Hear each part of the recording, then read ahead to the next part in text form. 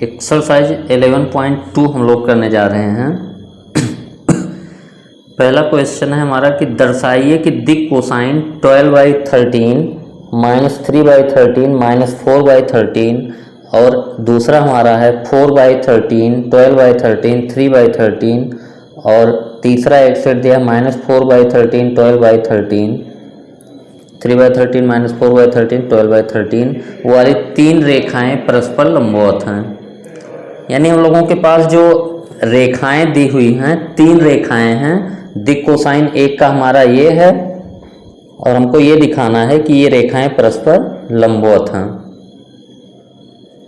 तो हम लोग मान लेते हैं कि जो हमारा पहला दिक कोसाइन दिया है ये रेखा L1 का है, यानी जो 12/13 -3/13 और -4/13 ये हमारा L1 रेखा का दिक कोसाइन है। और दूसरा वाला हमारा जो है ये L2 रेखा का दिक कोसाइन है 12/13 3/13 और जो तीसरी रेखा L3 के दिक कोसाइन ये हैं 3/13 -4/13 12/13। यानी तीन रेखाएं हम लोगों के पास हैं। एक दिक कोसाइन, क्योंकि दिक कोसाइन में तीन होता है, कॉस अल्फा कॉस बीटा, तो एक L1 रेखा का ये हो गया, L2 रेखा का ये हो गया, L3 रेखा का ये हो गया। अब हमको दिखाना है कि L1 L2 L3 परस्पर लंबवत है, यानी इनमें में से कोई भी दो रेखाएं आप लें तो ये एक दूसरे पे लंब होगी। तो अगर आपका दो रेखाओं के दिक कोसाइन या दिक अनुपात दिए हैं तो रेखाएं परस्पर लंब होती हैं। उसका फार्मूला हम लोग लिख देते हैं कि L1 M1 N1 तथा L2 M2 N2 दिक कोसाइन वाली रेखाएं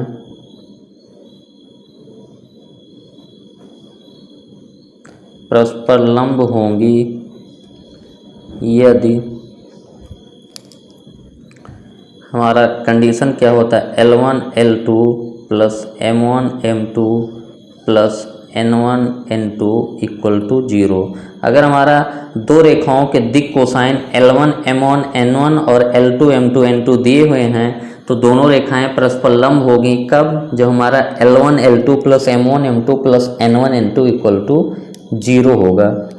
तो इसमें हम लोग जो है तीन पार्ट में करेंगे। सबसे पहले हम लोग L1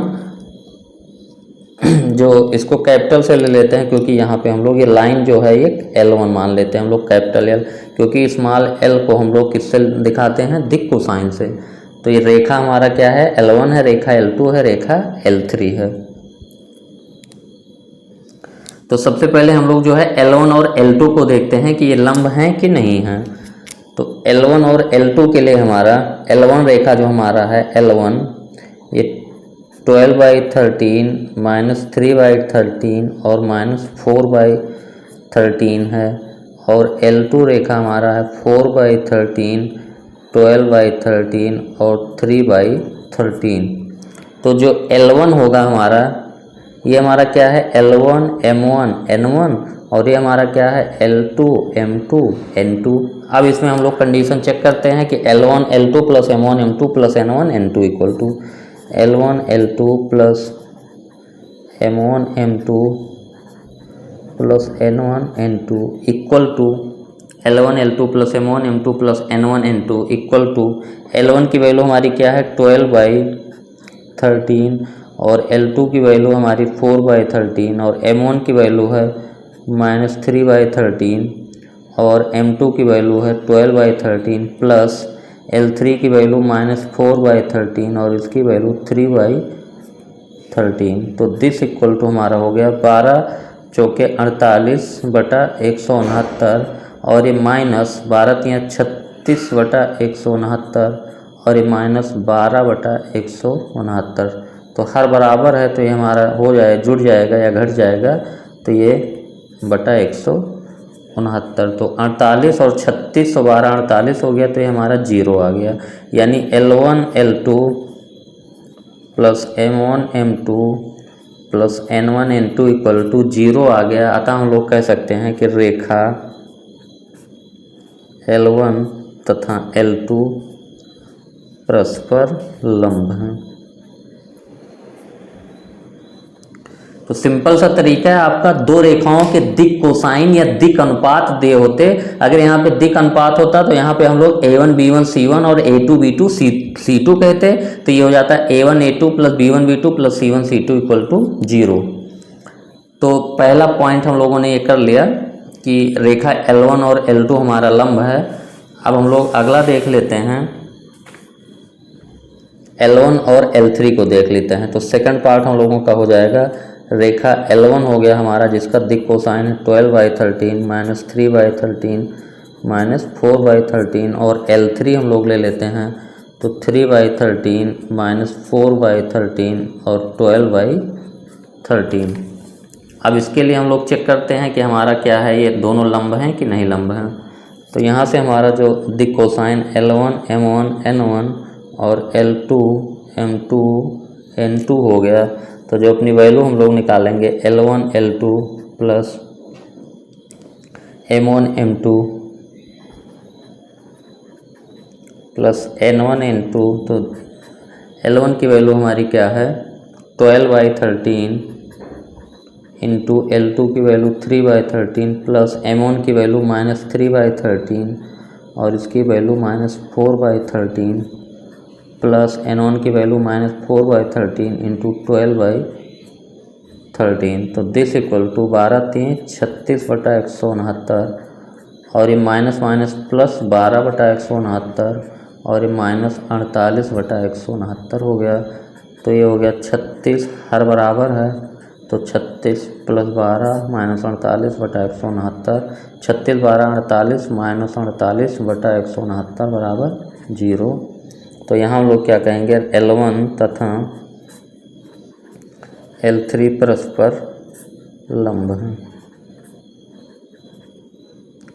तो L1 L2 L3 तीन रेखाएं थी, हम लोगों ने L1 L2 को देख लिया और L1 L3 को देख लिया। अब दूसरा हम लोग देख लेते हैं, तीसरा पार्ट अपना, कि L2 और L3। तो L2 का हमारा दिक कोसाइन था 3/13 माइनस 4/13 और 12/13, और L3 का हमारा जो दिक कोसाइन दिया हुआ था 3/13 माइनस 4/13 और 12/13। अब इसके लिए भी हम लोग वही चेक कर लेते हैं, ये हमारा L1, ये M1, ये N1, ये L2, ये M2, ये N2। तो L1 L2 plus M1 M2 plus N1 N2 equal to, value put करें यहाँ पे तो हमारा हो गया 3/13, L1 की वैल्यू, L2 की वैल्यू भी 3/13 प्लस M1 की वैल्यू माइनस 4/13 इंटू M2 की वैल्यू, इसकी भी वैल्यू माइनस 4/13 प्लस N1 की वैल्यू 12/13 और इसकी वैल्यू 12/13। दिस इक्वल टू 9/169 और इस 16/169 प्लस हो गया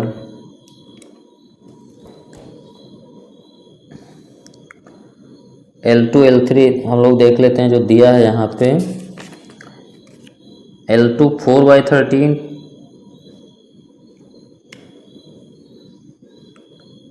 4/13 12/13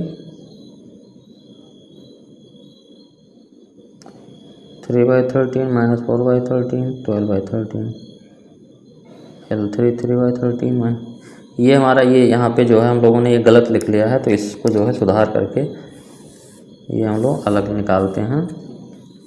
L2 और L3 का हम लोगों को अलग निकालना है।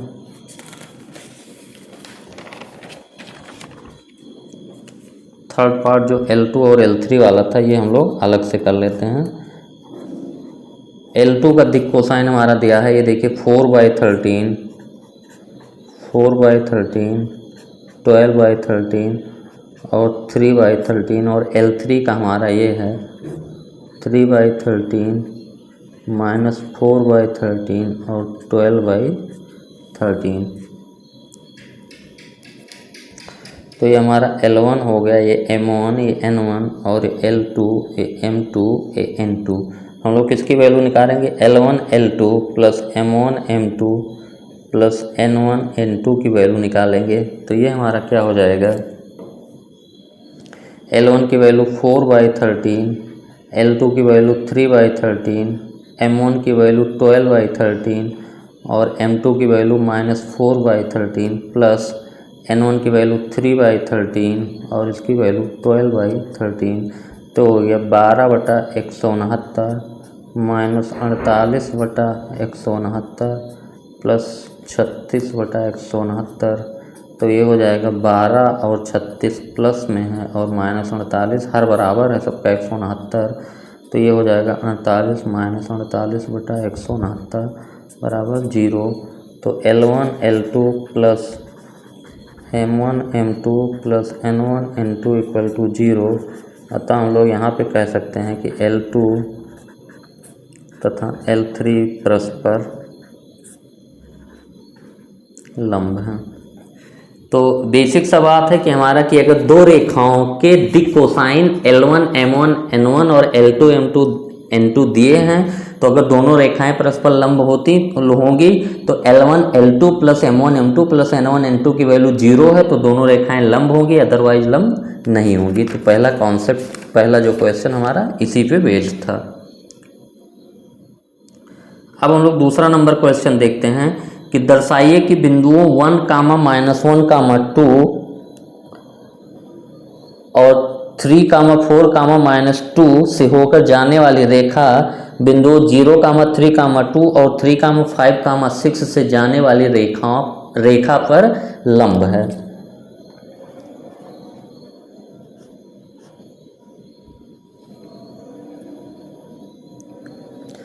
तो दो बिंदुओं यानी x1 y1 z1 और x2 y2 z2 से जाने वाली रेखा का हम लोग जो है दिक् अनुपात लिखना जानते हैं। तो पहले मैं कॉन्सेप्ट यहाँ पे लिख दे रहा हूँ।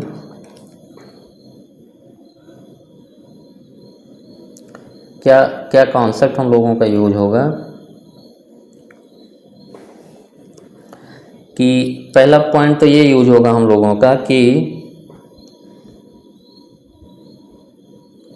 L1 तथा L2 रेखाओं के दिक् अनुपात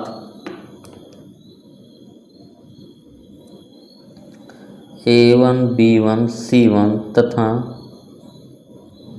A2 B2 C2 हैं।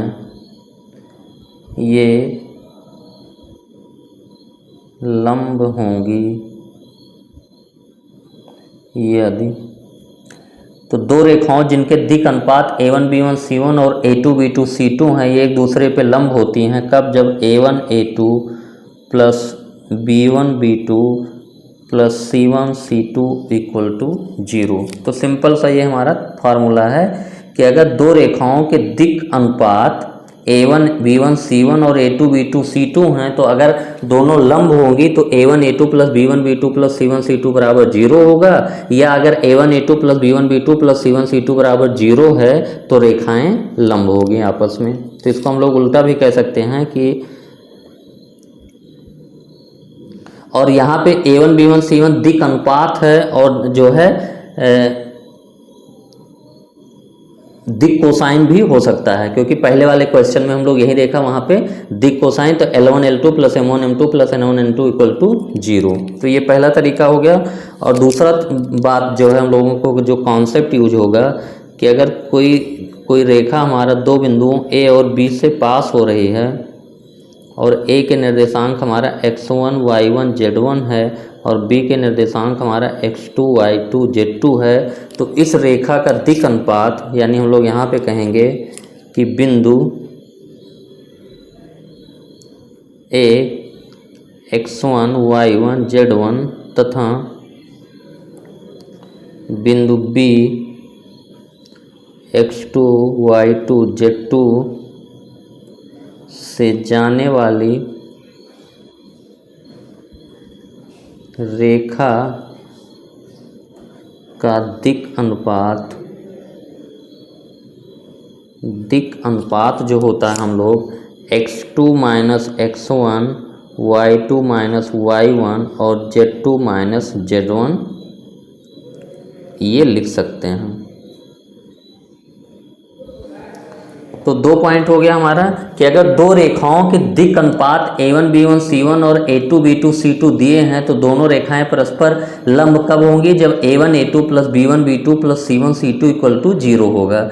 तो यहाँ पे हम लोगों का जो रेखाएं हैं वो दो बिंदुओं से होकर जाती हैं। तो दो बिंदुओं x1 y1 z1 और x2 y2 z2 से होकर जाने वाली रेखाओं के दिक् अनुपात हम लोग x2 minus x1 y2 minus y1 और z2 माइनस z1 लेते हैं। अब हम लोग यहाँ पे क्वेश्चन पे आते हैं अपने। हमारा जो रेखा है, पहली रेखा है ये 1 कामा माइनस 1 कामा 2 और 3 कामा 4 कामा माइनस 2 से होकर जाती है। तो इसको हम लोग रेखा L1 बोल देते हैं। तो हम लोग लिखें कि रेखा L1 का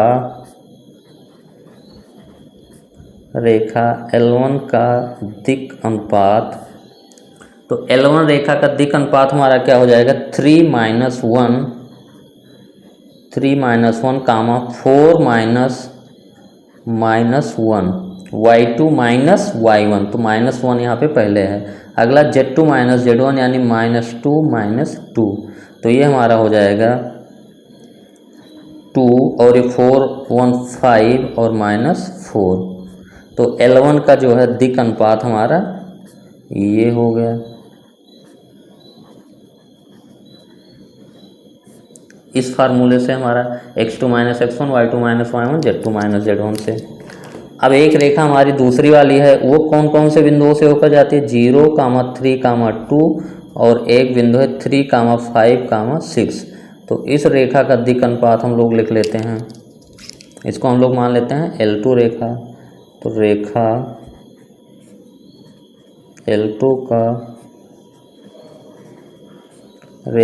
L2 का दिक् अनुपात ये हमारा क्या हो जाएगा? 3 माइनस 0 कामा 5 माइनस 3 कामा 6 माइनस 2, तो ये हमारा हो गया 3 कामा 2 कामा 4। तो अब हम लोगों का a1 b1 c1 और a2 b2 c2 पता चल गया रेखा। तो a1 a2 plus b1 b2 plus c1 c2 की वैल्यू हम लोग निकालेंगे। अभी हमारा क्या हो गया? जो दिक् अनुपात निकला है ये हमारा a1 है, ये b1 है, ये c1 है और इसका निकला है ये a2 है, ये b2 है, c2 है। तो वैल्यू पुट करते हैं a1 इंटू a2 यानी 2 a1 है और a2 की वैल्यू 3 है, प्लस b1 इंटू b2 यानी 5 into 2 plus c1 into c2 यानी -4 इंटू 4। तो दिस इक्वल टू ये हमारा का 6 10 -16, तो 16 माइनस 16 गया 0 हो गया, यानी a1 a2 plus b1 b2 plus c1 c2 equal to 0 है। अतः L1 तथा L2 लंब होंगे। तो दो कॉन्सेप्ट इसमें हम लोगों का यूज हुआ कि अगर कोई रेखा दो बिंदुओं x1 y1 z1 और x2 y2 z2 से होके जा रही है तो उसका दिक् अनुपात x2 minus x1 y2 minus y1 और z2 माइनस z1 हम लोग ले सकते हैं। और अगर a1 a2 a1 b1 c1 और a2 b2 c2 वाली रेखाएं लंब तब होती हैं जब a1 a2 plus b1 b2 plus c1 c2 equal to 0 हो। तो ये हमारा सेकंड क्वेश्चन हो गया। अब तीसरा क्वेश्चन भी हमारा एकदम दूसरे क्वेश्चन की तरीके से है, लेकिन इसमें क्या है, इसमें समांतर सिद्ध करना है। तो समांतर के लिए हम लोग जानते हैं कि a1 upon a2 equal to b1 upon b2 equal to c1 upon c2 होता है। यानी कि दो रेखाएं जिनके दिक् अनुपात a1 b1 c1 a2 b2 c2 समांतर तब होती हैं, इसको हम लोग लिख लेते हैं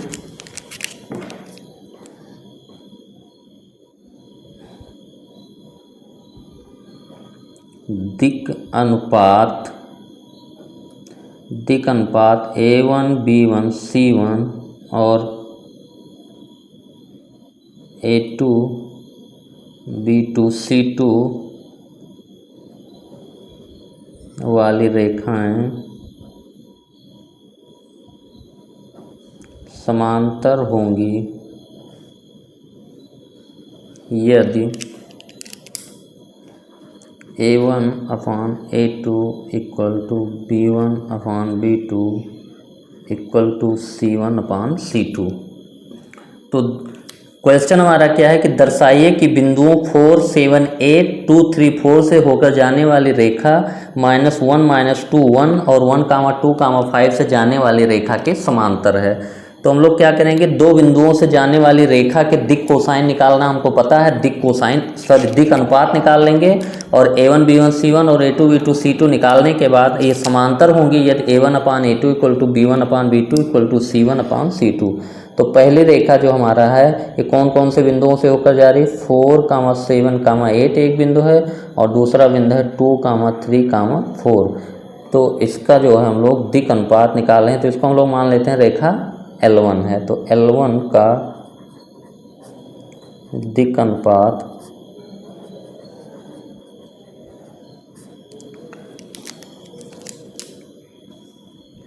X1 Y1 Z1 और X2 Y2 Z2 से जाने वाली रेखा का दिक अनुपात हमारा X2 - X1 Y2 - Y1 Z2 - Z1, ये हमारा क्या होता है, दिक अनुपात।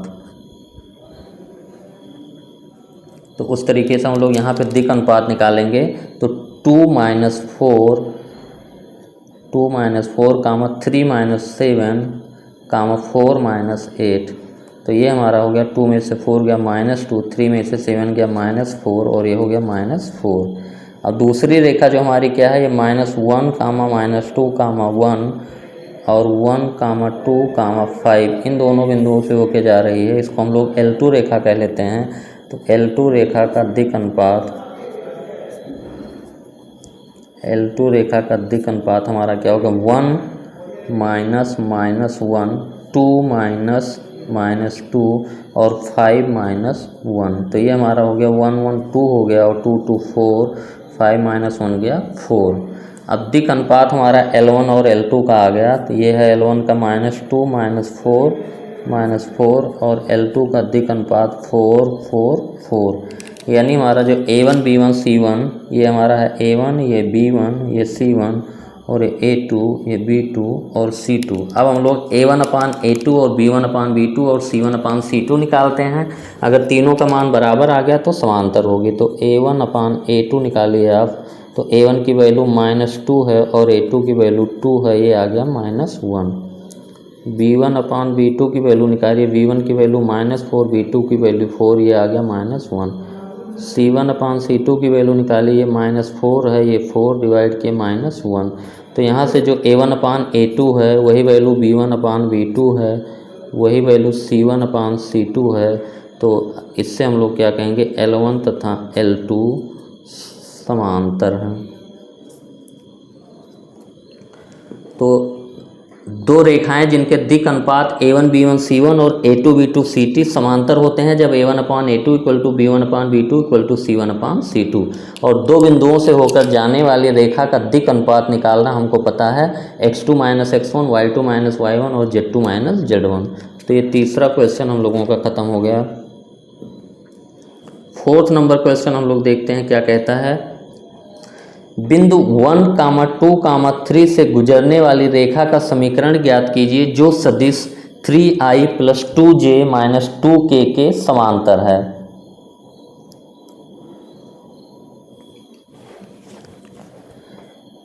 तो सिंपल सा इसका फार्मूला जो है हम लोग देख लेते हैं क्या है, कि किसी बिंदु से होकर जाने वाली और किसी सदिश के समांतर रेखा का समीकरण।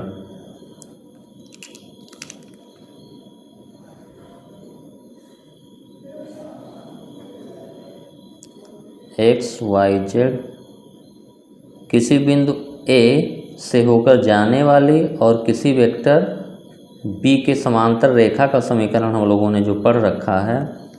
तो जिस बिंदु A से होके जा रही है उस बिंदु का स्थित सदिश हमको पता है A, ठीक है, ओरिजिन के सापेक्ष। और ये ए से होके जा रही है जिसका स्थित सदिश वेक्टर ए है और वेक्टर बी के समांतर। तो हम लोग ये इक्वेशन जो पढ़ते हैं r equal to a plus lambda b, ये हमारा क्या है, किस रेखा का समीकरण है, बिंदु ए जिसका स्थित सदिश वेक्टर ए है, बिंदु ए जिसका स्थित सदिश वेक्टर ए है से जाने वाली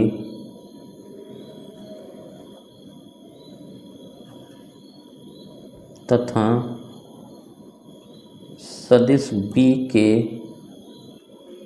समांतर रेखा का समीकरण। तो किसी बिंदु से जाने वाली, बिंदु ए से जाने वाली जिसका स्थित सदिश वेक्टर ए है और सदिश बी के समांतर रेखा का समीकरण r equal to a plus lambda b होता है। तो यही फार्मूला हम लोग लगाएंगे। तो हमारा क्या गिवन है, जिस बिंदु से होकर जाता है उस बिंदु का निर्देशांक दिया हुआ है।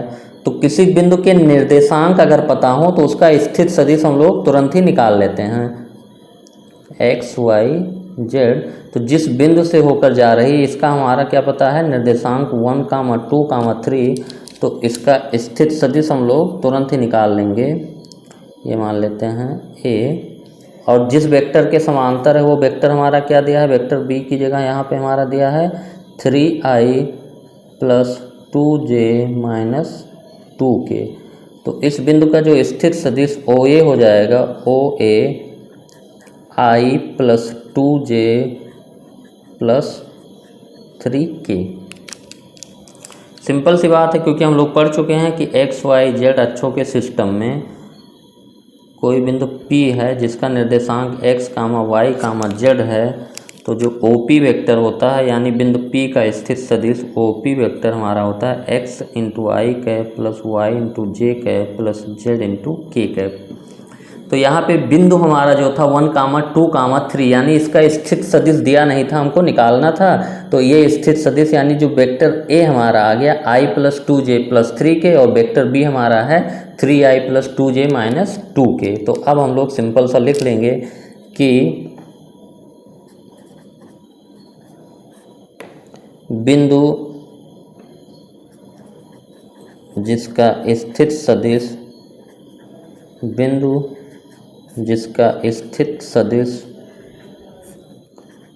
i + 2j + 3k, बिंदु जिसका स्थित सदिश i + 2j + 3k है से जाने वाली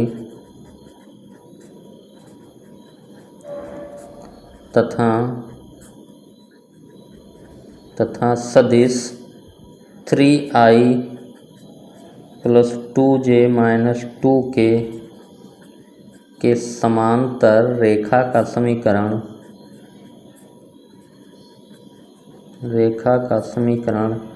R = A + lambda B. A हमारा क्या है, i + 2j + 3k + लैम्डा और बी की जगह 3i + 2j - 2k।